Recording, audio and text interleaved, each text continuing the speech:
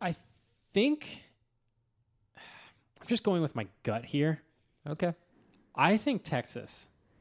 As much as it doesn't make sense whatsoever, I just feel like Bruce Bochy knows how to manage stuff. He's got the most experience out of any of the AL managers other than Dusty in terms of, like, I think overall numbers. But Bochy's won 3 World Series. He knows how to win a World Series. Like, this team, they're a fun team. If their pitching is just okay, I think that they can take down the Rays. I think they can take down the O's, even though I want the O's to win. And that matchup of the Texas teams would be must-see TV with the rivalry they had in the regular season. Mm-hmm. And I think that it would be better for Texas. I think Texas would win that series if everything comes back healthy. I don't know. It's just a feeling. That's what I'm going to go for. And I think Texas will be in the World Series.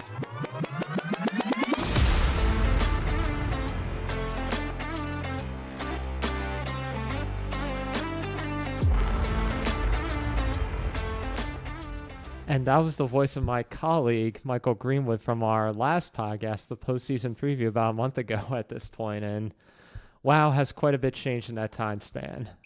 My genius is showing.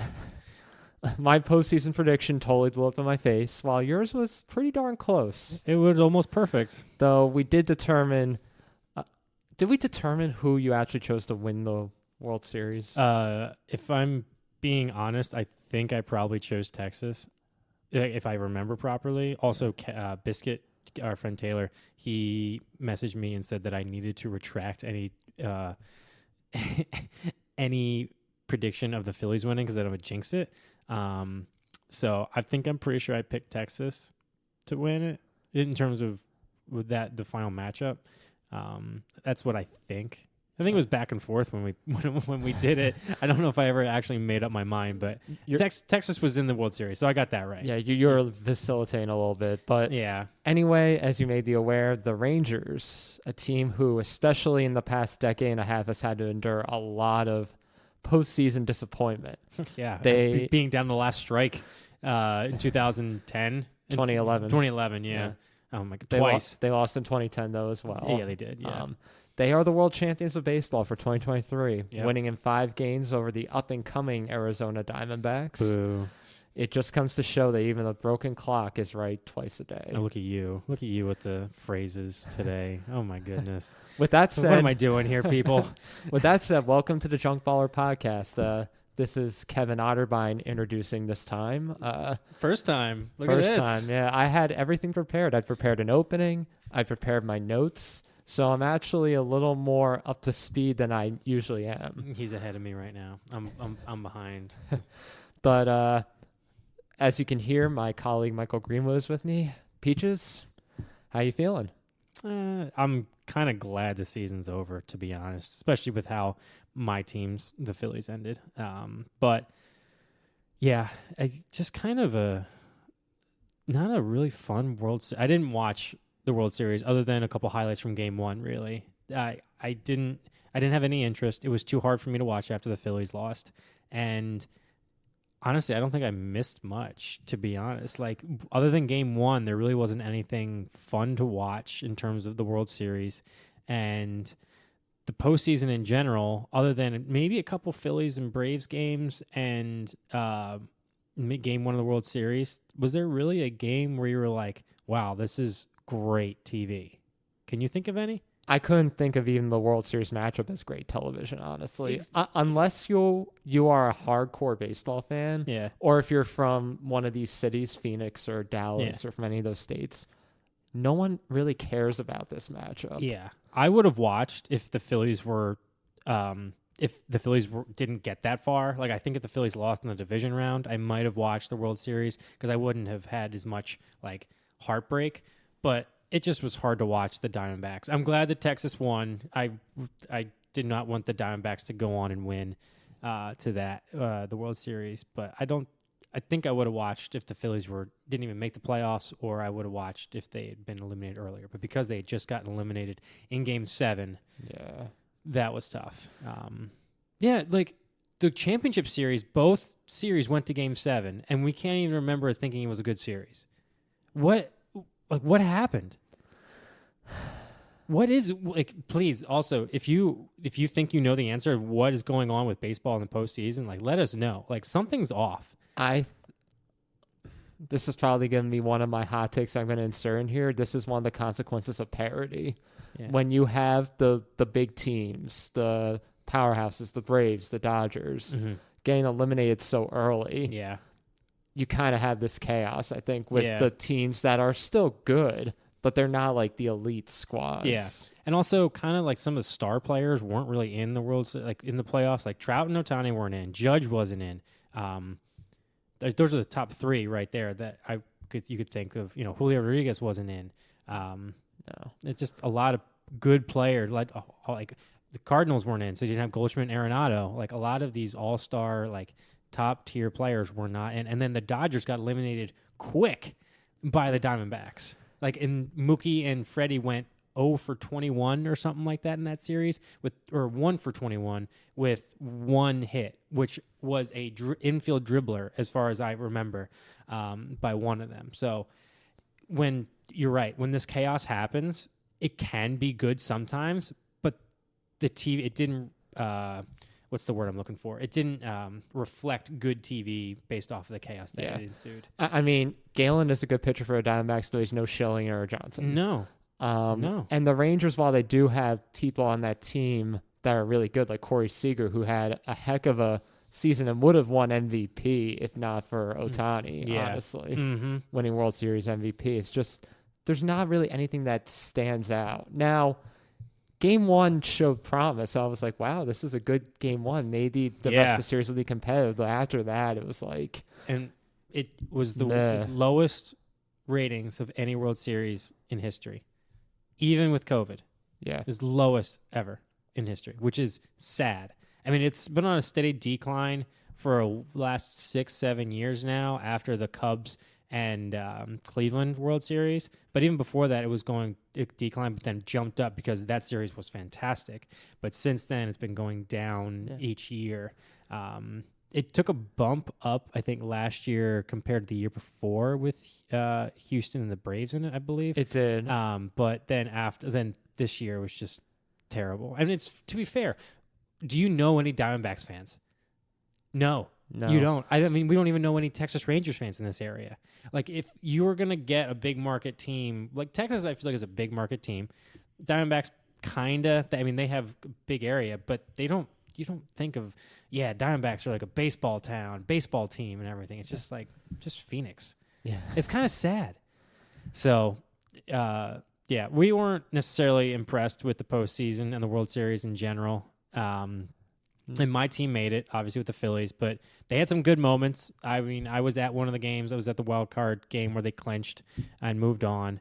But they beat the Braves. That was fantastic. Great. Like, we have the Braves' number in the postseason. Regular season, they have our number. But postseason, the Phillies blew it. The Phillies freaking blew it. Yeah, I would say it was more the Phillies losing than the Diamondbacks winning. Correct. Honestly. And I think everyone agreed with that except for maybe the Diamondbacks players and teams. Yeah. Like, you going home 3-2, and you have 2 games at home to finish out the series with Nola being one of the starters and Ranger, who was a good postseason pitcher, who had lowest ERA in postseason history given the amount of starts, like minimum this amount of starts. I think it was like 6 or 7. And you couldn't get it done. The bats just went away in the NLCS. Yeah. With the exception of a game or two, like the Phillies scored 10 runs in Game 2. Yeah. I think I heard the pitching coach or the pitching kind of strategy changed after the first 2 games. They just decided, we're just going to make them try to swing and miss. And the Phillies were doing it. They were just swinging at everything. Like, come on, you guys it's not like they're a young team. They are in their early 30s or late 20s, most of them, and they should know how to lay off pitches. But it's just, I couldn't.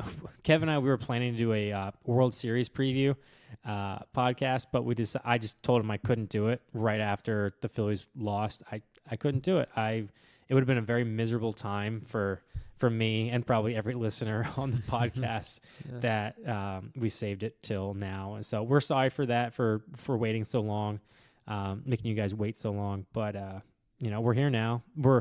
we're sad that baseball is no more in the sense that we can't watch baseball. I know I am because I am counting the days till spring training. Yeah. But I think we're happy that the season's kind of over and done with, and we can kind of start anew. Because there's a lot that happened in 2023, but not necessarily things that were memorable.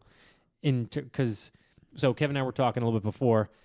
Kev, what's the one thing you remember about this season other than the postseason that just happened, the regular season? What do you remember? I mean, and I was asleep for this game, but the one moment that comes to mind is Armand's perfect game. Oh, that's right. I totally forgot about that. Yeah, that's another thing too. Is like the season is full of moments like that that you just forget about. It's like, oh yeah, that's something that happened. Yeah. Because it was against the A's, and who cares? But it was a perfect game. Yeah. The fourth one in Yankees history, and it was by Armand, who was essentially let go a couple days ago. Oh yeah. Yeah. I mean, not everybody was happy that he pitched the perfect game to begin with because of the history and the suspensions. Correct. Yeah. But still, I mean, it was a substantial moment. Perfect games, we haven't had one in 11 years. Yeah. After having, 3 over that couple-year time span in the late 2000s, early 2010s. Yeah, because you had Felix, Matt Cain, and Halladay. And Burley. And Burley, that's right, yeah. Oh, I forget about Mark Burley. And Dallas Braden. Oh, Dallas Braden. And Philip Umber. Philip Umber, the least memorable pitcher to ever pitch a perfect game. Philip Umber. Philly, people remember Armando Galarraga more than they remember Philip Umber. I do, at least. Yeah. Is it Armando Galarraga? Yeah. Yeah, it's Armando. Yeah. Not Andres Galarraga. Not Andres Galarraga. No, completely different player. Different player. Yeah.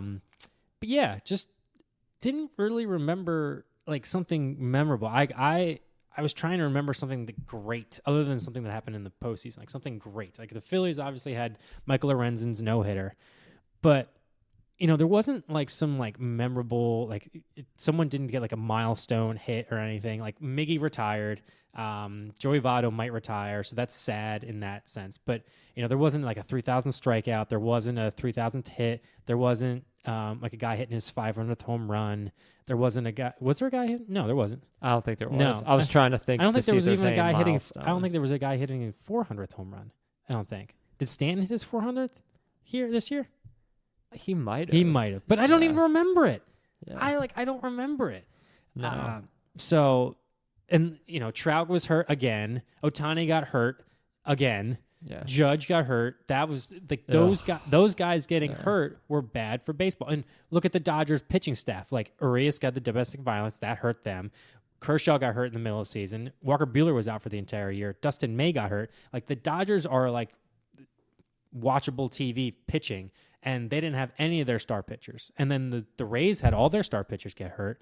So you're just starting to see like these, and DeGrom was out for the year. Like speaking of which, DeGrom, he got made fun of that he wanted to bring a World Series to Texas in the offseason. Boom. He's like, screw you guys. Well, there were 6 former New York baseball players on that team that won the World Series with the Rangers. So the lesson is, don't go to New York if you want a stepping stone to a title. And 2 Phillies, Travis Jankowski and Bamboo Brad Miller. And freaking Chapman. Yeah. he leaves the Yankees twice, and after he leaves, he gets a World Series both times. I saw a stat with Chapman. He is he's been on the roster playoff World Series winning teams that have ended the biggest droughts in World Series. Like it's the Cubs. They ended their longest drought of like the last 2 teams to have the longest droughts. He's ended them with the Cubs and the Rangers. Of course. So, I mean, I'm happy for him. Yeah. Congratulations. But... Yeah. So, Josh Donaldson being released was a highlight from that year. Yes, that's true. Yeah. That's true. Same thing for the Phillies. I guess when we got rid of, did we have a Double in the beginning of the roster? I can't even remember. I don't even remember. But I don't think the Phillies had any time where we're like, thank God he's gone. Yeah. But yeah, I think it was a Double. I think the Double was gone at the end of the last year. God, everything is just blending in together. Yeah. But I guess the memorable moment for me was when Trey Turner got the standing ovation and started turning into freaking MVP caliber play. Like he was an MVP after that standing ovation. It's ridiculous how good he was. Yeah, sometimes you just have to hit your lowest low and it bounce right back. And he did well in the postseason as well. Yeah, he struggled the last couple games, like Well, everybody did. Yeah. As soon as they went to Arizona, the entire offense just struggled, except for the one game where they hit 3 or 4 home runs. That was Game 5, I think. Yeah. But yeah, if you can let us know what your favorite memorable moment was of the 2023 regular season, that would be great. Because I was talking with Kev before the podcast. The one thing that I see on Twitter that was the best moment of the entire year was before the regular season even started. It was the World Baseball Classic with Trout and Ohtani. Which was great. It was a great at-bat. It was must-watch TV. The best hitter coming up against the best pitcher, arguably. Like the two highlights, teammates in the regular season. And hopefully they won't be teammates anymore because Ohtani and Trout will go somewhere else. I think that, that's another topic. Or what about Ellie De La Cruz with his super hot start before coming back down to earth? Yeah, like if he actually stayed hot, it would have been a great story. But even Corbin Carroll, who's probably going to win Rookie of the Year, he's a boring player. Yeah. He's a really boring player. He's fast and he can hit, but he's boring. Yeah. Ellie De La Cruz kind of got that flash to him. Anyway, so that there's not a ton. Would you say that 2023 was a success, or do you think it was a failure in terms of baseball? I mean, the regular season had promise. You had increased television ratings. Yeah. You had more people in the ballpark. Yeah. The rules changes. While I'm still on the fence about, we'll get to that. They sped up the game and they made it a little more interesting. Yeah. It crashed with the postseason. I think the postseason really did a damper on the 2023 season. It really did. Like I said, we're strong baseball fans, very diehard baseball fans, and we were not really talking about the postseason that much at all. No. I was talking with my friends about the Phillies, but other than that, I wasn't like, oh yeah, did you see this? Did you see that? We weren't talking about it. There was just no life or just holy crap, did you see what they just did? Moments in baseball, and I feel like that happens all the time in football, and I feel like that happens all the time in basketball. I don't pay attention that much to hockey, but it was lacking something in the postseason. I mean, that's why I was hoping for the Phillies to at least get to the World Series, because it would be something interesting, because we live in this area. Yeah. And it has interesting players on it. Harper and Schwarber and Turner. Castellanos and Turner, JT Real Muto, and the pitching staff with Wheeler and Nola. I mean, it's an interesting team. Yep. Arizona's white bread to me. Yeah. Who on that team? Ketel Marte and Corbin Carroll are the two best players on that team. Yeah. And they're not even, if you asked a random person who they are, they wouldn't remember. They don't know who they are. No. They don't even know the pitching staff. I mean, Evan Longoria is probably the one people that might get. Oh, I forgot it. But forgot he was on that team. Exactly. You forget he's on that team. God, what a terrible. This is so frustrating. This is so frustrating to talk about. But I definitely echo your sentiment. I'm sad that the baseball season itself is over and we have to wait till spring training. But the other hand, it is a relief because it kind of dragged toward the end. And I'm just kind of I kind of want it to be over so we could hit the reset button and start over next year. Yeah, I agree. Especially with the Yankees, I think it's time to regroup and everything. Mm-hmm. And with the Phillies, you kind of just want to get this bad taste out of your mouth and move on. Luckily, the Eagles are doing well, and the Sixers are off to a hot start, which I didn't see happening. I didn't think that we'd be doing well, but it's a little bit easier to transition. But it's easier not having particular people in your locker room either.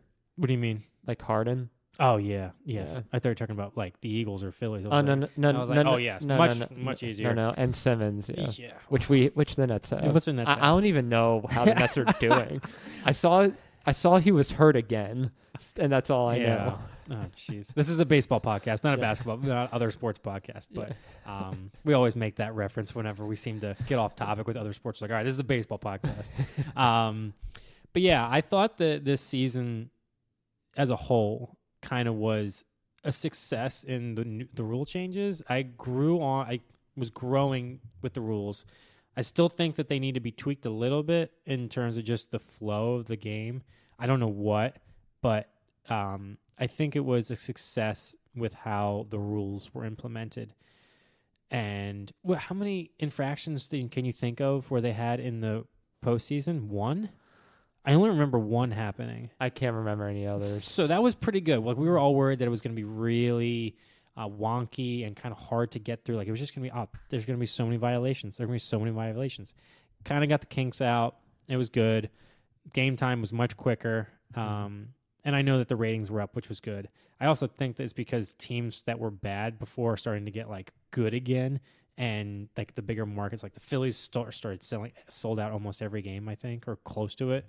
And the Orioles came back, and that's it's not a huge market, but it's the Northeast. So you're starting to get teams that were worse that are starting to get people back. Yeah. But yeah, 2023 season over and done with. Yeah. I've gotten used to the rule changes more than I've accepted them. I'm still, I guess, a purist in that respect. I don't like them in principle, but I know that there had to be changes that need to be made to kind of get things going in terms of the speed of the game, and with the shifts in particular, how ridiculous those were. Yeah, they were a necessity to the game. And as the season went along, I was like, okay, it's not my favorite thing, but I've accepted it. I've gotten used to it. Yeah. One thing that I still disagree with, and I think we talked about this a little bit, is that you got to be, I think, more consistent with the rules from the regular season to the postseason.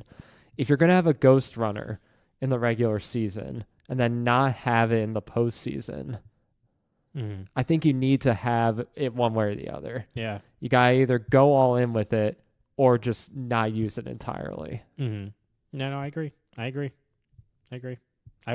agree. I think I texted you about that. I was like, what? Why don't they go back to the old way? Like it's just, but yeah.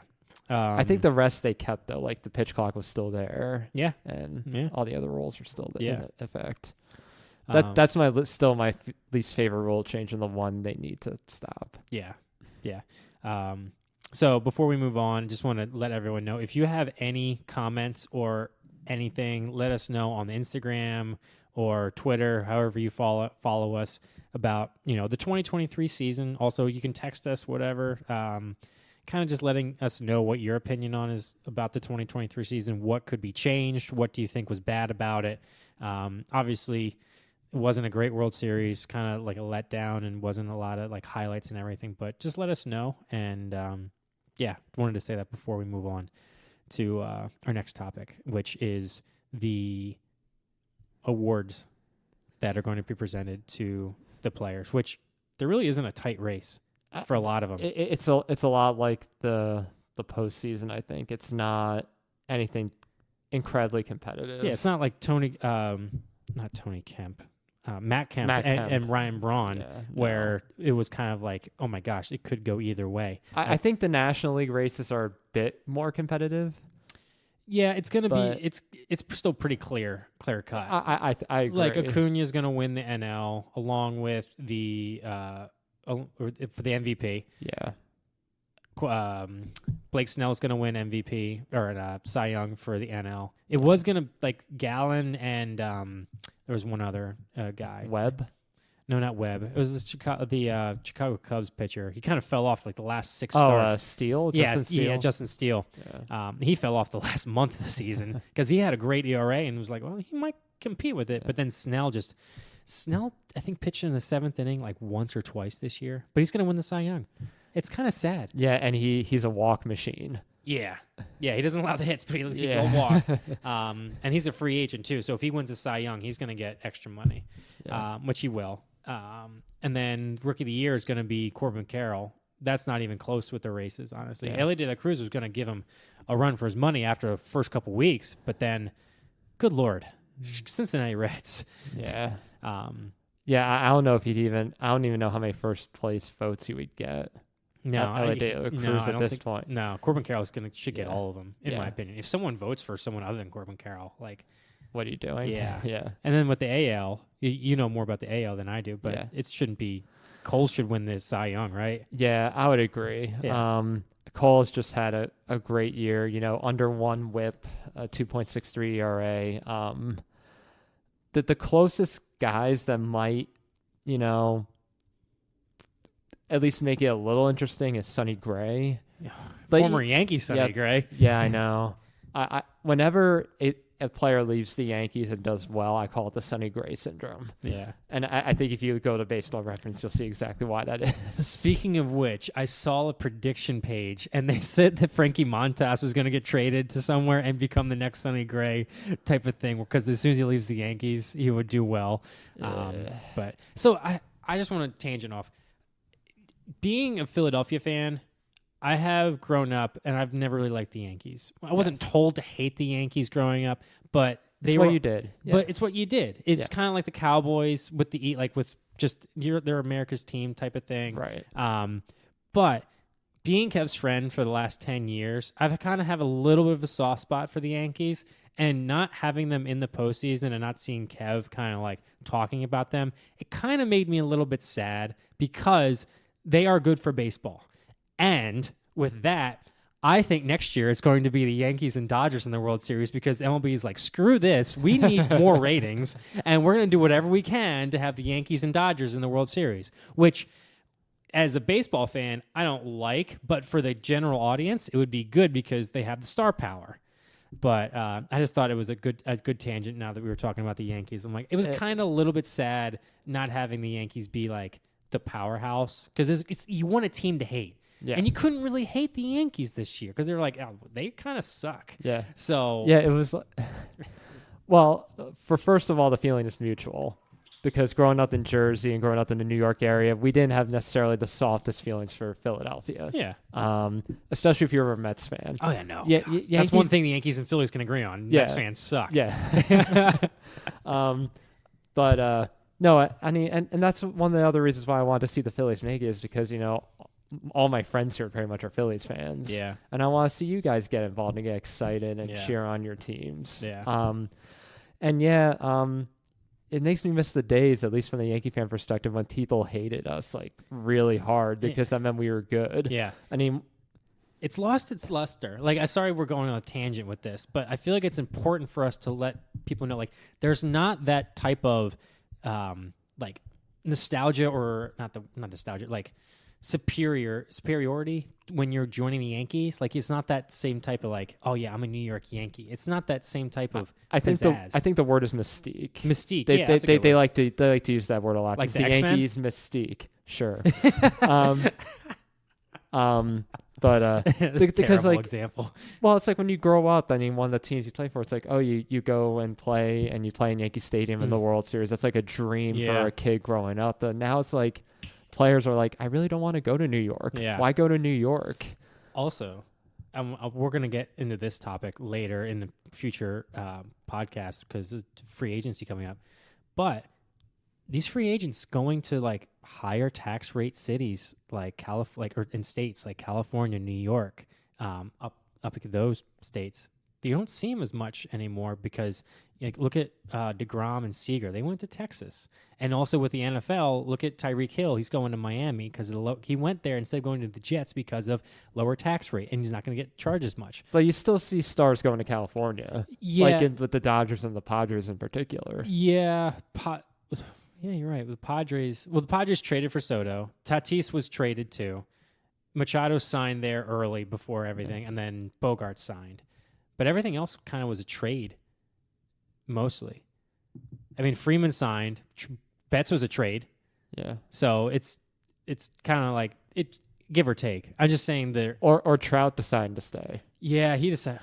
That's an interesting topic. I have a lot of opinions about that. That's, again, we have some. We'll do a little bit of tease right here, but we have a couple podcasts planned for the off season. But right now, let's get back to the awards. Sorry for that tangent, everyone. Yes, we can do that because this is our podcast. We can do what we want. Yeah, exactly. But Cy Young with Garrett Cole. I think that's a pretty clear-cut win. If they do, I'll be quite surprised, and I'll just own it to the sports writers not voting Yankees as awards winners unless they have spectacular seasons or unless you're A-Rod. Yeah. An MVP, I think, is a pretty clear race as well. I mean, Ohtani, he's, both as a pitcher and as a hitter. It's ridiculous.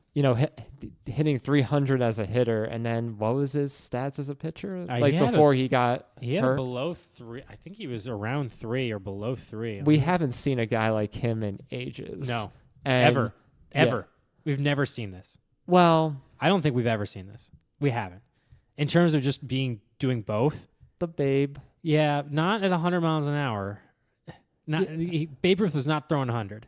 No, but I mean, he was good. He could have been a Hall of Fame pitcher if he stayed as a pitcher. Oh yeah, no, I agree. But I'm talking about just all right. Let me find his pitching stats. But while he's doing that, I think the point is that Ohtani performing the way that he is, and we pray to God that he recovers well, so he could get back to pitching and go to a team that'll actually compete. Yeah. Oh yes. Yeah. So 10-5 with a 3.14 ERA, 167 strikeouts, and 132 innings. Very good pitching stats. He's a pretty solid Cy Young candidate in his own right with those statistics. Yeah. I wonder if he'll probably get some votes. But he probably don't think he'd be in the top 3. No, I mean I think it hurt him that he got injured. Yeah. Pun intended. Yeah. He finished, so he played at 135 games for batting, and he batted 304 with a 1.06 OPS and 44 homers, 95 RBIs, 20 stolen bases. He does strike out a lot, surprisingly. Like, he's a good hitter, but he does strike out a lot. He had 143 strikeouts in 135 games. That seems to be the trend, though, in baseball in general, unless you're, the couple players that did hit above 300 like Ohtani did. Yeah. Or Arise, with his 350 average, Acuna with the 336 average. Yeah. So it's nice to actually see hitters hit above 330. Yeah. I'm like, wow, players making contact. So he finished with 135 games, like I said. He's led the league in home runs, on-base percentage, slugging, OPS plus, and total bases. He led the league in total bases, and he only played 135 games. Yeah. That's ridiculous. Yeah. He missed literally close to 30 games. Yeah. And not much of an argument. And I think for Rookie of the Year, I think it's rather clear-cut as well. I think Gunnar Henderson for Baltimore. Yeah. That Orioles team is a fun team. I think if the Orioles had won, I think there might have been a little bit more talk about other than Tech, because Baltimore's kind of like that homegrown team, whereas Texas is a bought team, also with a lot of homegrown talent, but still, like, they had some big free agent signings. The Orioles didn't really have a big free agent signing. The Orioles' biggest free agent signing last year was Kyle Gibson. And they won 100 games. Yeah. Give them another year. Yeah, no, this is, like we said, I thought the Diamondbacks this was going to be a year too early, but they got to the World Series, so good for them. But no, I agree. The Orioles, this is their time now. Like, from now till probably the next 6 years, probably.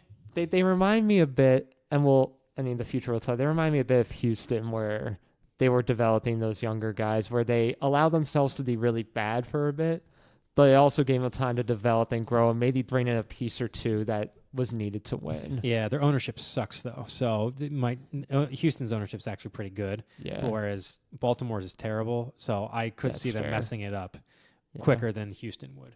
Yeah. Because Houston was good from 2016. When did they turn it around?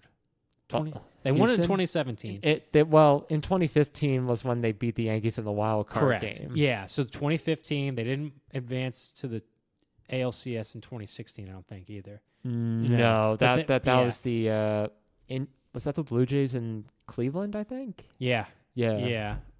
So they had 2 years where they were in the playoffs but weren't getting to weren't winning the World Series. But then they've won the 2 World Series that they have, and they've been in the championship series 5 of the last 7 years. Was that 6 out of the last 7 years?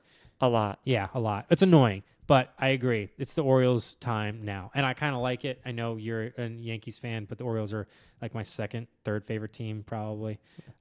So I'm happy about that. Yeah.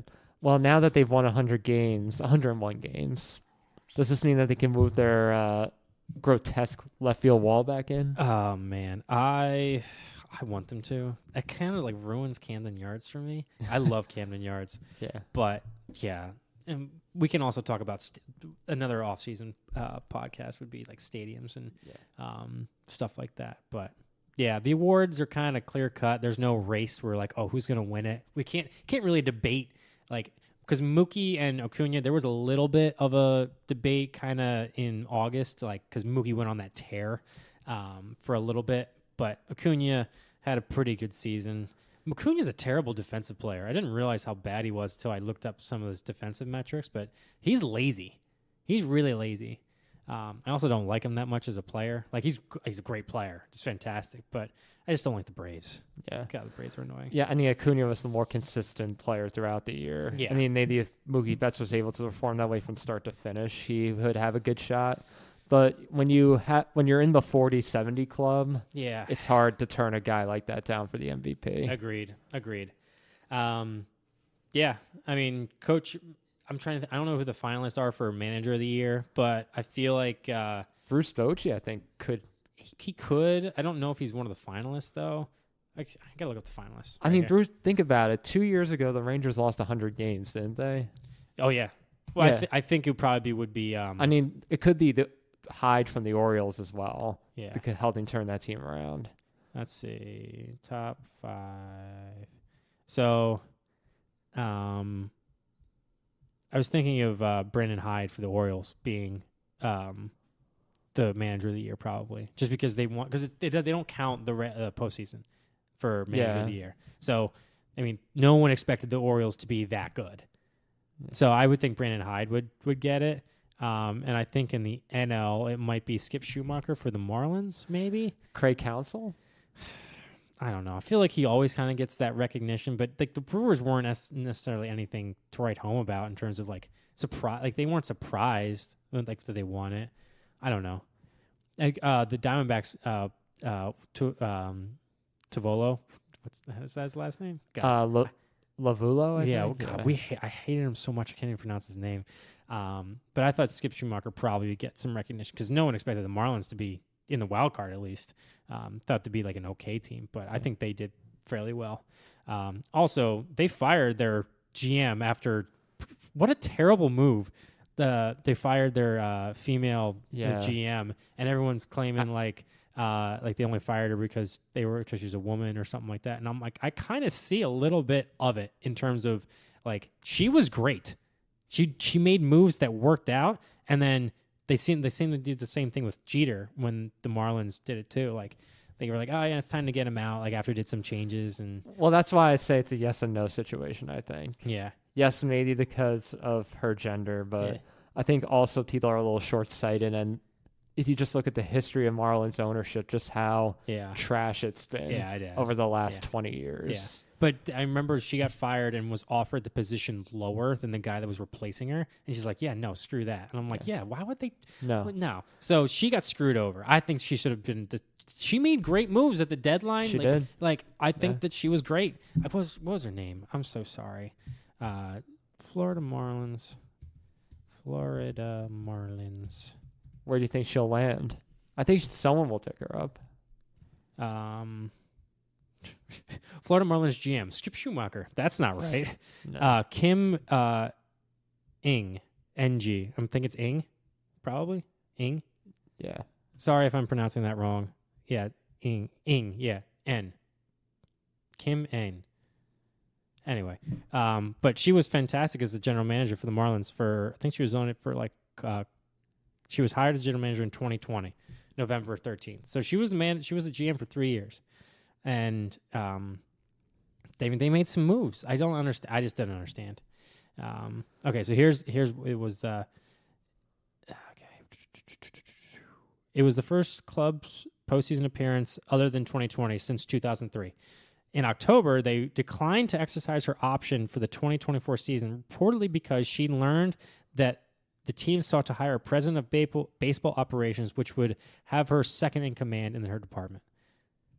I don't get that. So they didn't want to give her more power. They didn't want to give her more power. Yeah. I don't get it. She was doing great. Like the same thing with a lot of these other managers, the general managers are like, they're doing fine. And then they're like, you know what? We're going to have a president of baseball operations go ahead of you and just make the decisions. It's a pretty weak move. Yeah. So, but positive for her is that she could go to a franchise, hopefully, that will care about her abilities. I agree.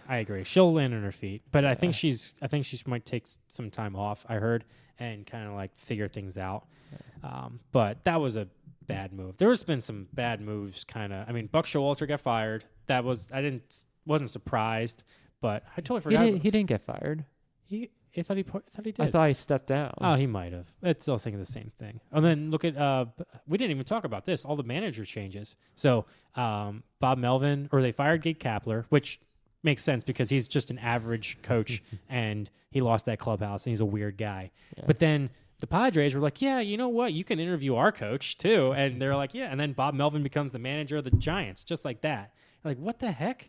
So they have that manager position to fill. So you have the Mets manager position to fill, the Angels, the Padres. Who else needs to be filled? What other managers need to be filled? This is terrible. This is we were not prepared for this because we didn't talk about this one. We weren't prepared to talk about this one. Yeah. But it's something important that we realized that weren't. Let's see, the Astros. Oh yeah, that's Dusty right. Baker retired. Yeah. I kind of have respect for Dusty because he finally got his World Series. Even though he was with the Astros weren't cheating last year, so everything with Dusty is kind of clean, and he was a good man of the game. So technically, right now, I think Craig Counsell hasn't signed back with Milwaukee yet. That's right. Yeah. So the Mets are talking with him. Yeah. I heard a report that Craig Counsell wants to reset the market for managerial contracts. So we're looking at $10 million plus a year for a manager for Craig Counsell. Do you want to do that for a guy who will take a pitcher out in the third inning just because he feels like it? Yeah, I mean, I have a lot of respect for him, but at the same time, he's in Milwaukee, and I kind of wonder how his managerial style will be if he was like in LA or like some bigger market city. Yeah. Don't forget also Terry Francona retired. I don't know if we mentioned that. That's the one. Yeah, that's the one I was looking for. So the Guardians, they're looking future for Hall of Famer Terry Francona right there. Good for Terry. Good for him. A long, prestigious career. Yeah. You know, he was with the Phillies when he began his managerial career. Didn't do well. Then went to Boston, tore it up in Boston. Great job in Boston. And then went to Cleveland, and that team was competitive every year. They didn't win it in 2016, but they were competitive every year. They were pretty darn close in 2016. Yeah, they should have won. Oh my gosh. That was a great World Series, but I really wish that Cleveland won it because I hate Cubs fans, and I wish the Cubs fans would have suffered more. But yeah, I don't have anything else other than kind of teasing our episodes for next time. Do you have anything else? What about the Phillies moving forward? You know, you just have... you want to go through like you moving forward and I moving forward with our teams? Well, just super quick. We don't have to touch on that unless you want to postpone it for another day. Though I was just curious as to your initial thoughts as to what the Phillies 2024 should be like. Like, what's the plan moving forward? What are your thoughts on that? Ohtani. Well, that's everybody's. Oh my gosh, what I would do. So I kind of want to save a little bit for it, but I'll save for future podcasts because we'll be doing them shortly. But I think so. Hoskins is a free agent. Nola's a free agent, and Kimbrel's a free agent. But we're not going to re-sign him because everyone hates him. And someone else is a free agent. One other player, I can't remember. But I don't think that there's going to be a flurry of moves like we've done in the last couple of years because we kind of already have a lot of staples, kind of have our lineup set. Our pitching is pretty deep. Even if we lost Nola, we have some guys coming up in the minors and also just in the rotation already. But I definitely think the goal this year is to re-sign Nola. I want Nola back. I know there are some people, Taylor, who don't want Nola back. But Nola is been one of the most consistent pitchers in MLB. Sometimes he has bad starts. Sometimes he has great starts. I think that the pitch clock was a big deterrent for him this year. He made some adjustments, and then he had one bad start in the postseason out of 5. Like, I'll take that. So, ideally, what I would want is them to re-sign Nola, re-sign Hoskins, move Harper back out of the outfield, put Castellanos in left, DH Schwarber, Castellanos, Hoskins, back and forth, and have Harper, and also that too. Just because I think Hoskins is a big part of this team, and I don't think it would be good for him to be gone. I do think that he probably most likely will be gone, but Yeah, that's kind of a snapshot type of thing. Makes sense. Yeah, but if I had to choose, I would go get Ohtani, and I'm not trading for Mike Trout. Even though a lot of teams want to trade, a lot of people have been talking about trading for him. I do want him. I don't want him with that money because he's still got 8 years left, I think. 7 or 8 years left on that contract at 38 million. And he hasn't finished a full season in the last 5 years. So, yeah, that's quick snapshot of what I would like the Phillies to do. Gotcha. What about the Yankees? Completely rebuild the entire thing? A lot of reevaluation. Or aren't they doing that? Didn't they bring in some analytics guys and like investigation of like why they're so far behind on some things? Yes, but the mindset still has to change, I think. They've gone far too long living on their laurels. And they need to surround Judge with people that will help them win. Without Judge, this team won't do anything, and he needs to stay healthy. The whole season changed when he got hurt in LA, when he ran into that stupid fence, and he was out for 2 months, pretty much. Yep. The team was not the same. He's the captain of the team, and you got to surround him with some talent.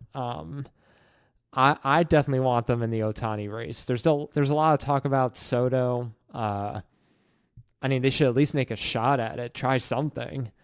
Bellinger's out there. I think Bellinger's staying in Chicago. Yeah, but they still might try something with him. Or maybe even Yamamoto from that theme that everybody's going to try and go for. Yeah. But just make pushes and try to maybe develop a couple of the guys who may be worth keeping around. So like Volpe, who wasn't spectacular, but still, he did all right. Yeah. He stole 20 bases, which, for a Yankee nowadays is unheard of. Yeah. That pitching staff, they need more people in the bottom of that rotation. Cole is still up there. They'll get Nestor Cortez back. Nasty Nestor. Yep. Rodon, Well, if he doesn't do well next year, sorry, we're watching Red Zone, and it's almost had a terrible pick. Yeah. He's been having issues pitching, but also has an attitude problem. He needs to fix that. I wanted Rodon so bad last year, but seeing how he handled the stuff in New York, he would not be liked right now in Philly. Yeah. They still had a above 500 season, which, most teams would take, but I'm just going to say it again. I'm pretty sure I've said it on this podcast before. It's the Yankees. It's the Yankees. That's all I got to say. Yeah. So we're going to have some future podcasts the next couple months before the opening day and spring training happens, but about free agency, kind of our predictions, where they're going to go. Oh, they need to look for a new hitting coach. I forgot about that too. Okay, gotcha. No Sean Casey anymore. We'll dig deep into the Yankees' problems and the Phillies' goals for next year over the next couple podcasts. I think we're going to tease. We'll talk about some other stuff moving forward, but we're gonna get some guests on the show as well. Some of our friends and see if we can get some different perspective on stuff instead of you hearing us blabbermouth us back and forth. But we're having fun with this. Sorry we waited so long for this to happen. That's my fault, and more specifically the Phillies' fault for having that happen. But no, I'm looking forward to the future of with the off season with our podcast moving forward, and it'll be a good time. Yeah. When we first started it, one of our main motivators was talking about how terrible the rule changes were. It's true. We've come a long way. And now we're talking about, the rule changes aren't so bad. And now we moved in a more general direction, which I like. I like that we're now one dimensional. Well, we're diversifying and diversifying our portfolio. Exactly. Yeah. It was, we had fun first full season that we had because we started back in January. We started in the off season last year for our first podcast, but we got through one full season. I think it was a success in terms of our podcast and what we talked about. We've only had one guest on with Taylor, but we want to have more guests on. We want to have more different topics, so that way we're just not talking about just baseball 101. We want to have some one of our friends could talk about the kind of like the background of like why pitchers are developing more injuries. And I have my PT. I might talk my PT when I had shoulder surgery. He was part of the Seattle Mariners organization, and I kind of wanted to have him on. But we're going to try to get people on. Might not get those people on, but we have some connections where we want to get you guys some more information and some more interesting topics moving forward. And maybe not even necessarily us experts. I was talking with my sister. Shout out to Jessica Otterbein. She was like, I just want to get on the show and talk about growing up with baseball and with our dad and playing baseball in the backyard, taking us to games and stuff. And I'm like, that sounds like a lot of fun. So watch out for stuff like that as well. Oh yeah. No, it's been a good time so far, and we're not stopping. This isn't like we're stopping. We're continuing to do this. So yeah. Anything else you want to say before we end the 2023 season of the Junk Baller podcast? The 2023 baseball season can go away. Yeah, I kind of agree a little bit with it. Yeah. But not the Junk Baller 2023 season. No. The I should rephrase that. The regular season for MLB, or the 2023 MLB season, is over with. The topic is done. We are now looking forward to the next year, 2024 season, and the free agency that's going to happen, and the 2024 season of the Junk Baller podcast. Is that better? Is that better phrasing? Yeah, sure. Okay, there we go. We're pros here. No Mickey Mouse. Okay, first class production. Shout out to the room there. But let's finish it up. And thanks for listening, everyone. And we'll catch you next time on the Junk Baller podcast. Cowboys don't cry and heroes don't die. Oh my gosh, that's a very obscure reference. But anyway, thank you. Enjoy listening, and we'll catch you next time.